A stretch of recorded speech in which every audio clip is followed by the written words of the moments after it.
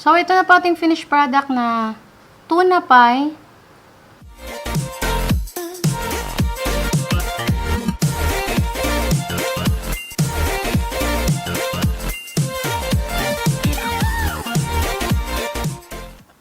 Hi guys! Welcome back to my channel. I'm Shella from D&S Lifestyle. Today's vlog ay gagawa po tayo ng tuna pie.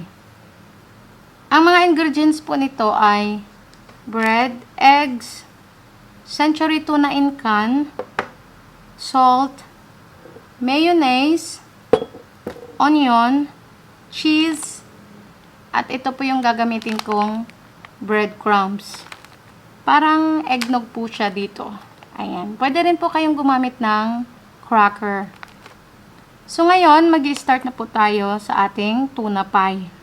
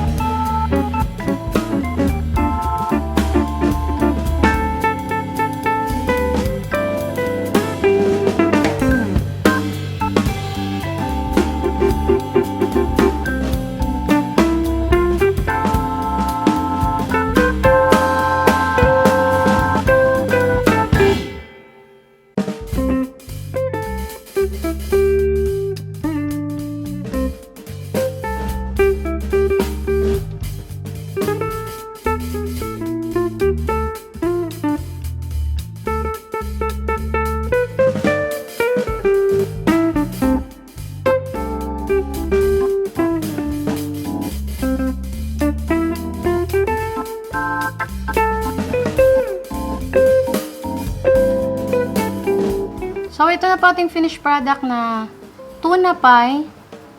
So, kung nagustuhan niyo po ang vlog ko na to, please like and subscribe my channel. At pakiclick na rin po aking notification bell para update po kayo sa aking next video. Bye!